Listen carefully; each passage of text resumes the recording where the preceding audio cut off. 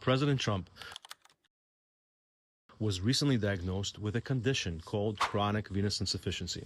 My name is Dr. George Ballot, and vascular interventional specialist, and today I want to talk a little bit about this condition. So, firstly, why did the White House and the president sort of decided to release this information?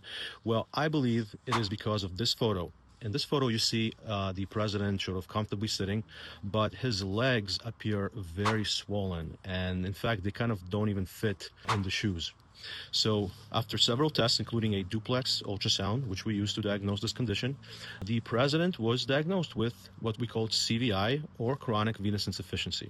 So the venous is, of course, for the vein part, and the insufficiency is reflecting the condition of the valves in the veins in this condition. So normally, venous blood doesn't have any pressure to go up back to the heart, and it really only does it via you walking, squeezing your calves, pushing some blood up, and then there's a valve that prevents it from coming down. But over time, these valves become leaky or insufficient, and the blood is starting to pool back down towards the feet.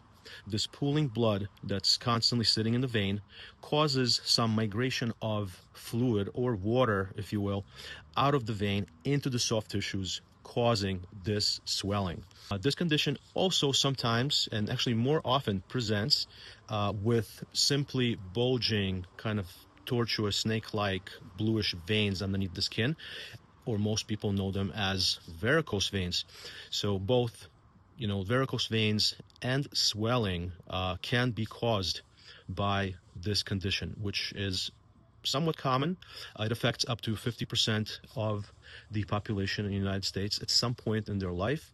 But this condition is fairly easily managed in our day and age without requiring major surgery. So I would encourage anybody who suffers with just any leg swelling that is just unexplained, or varicose veins, and even ulcers, to come seek consultation from a certified vascular specialist.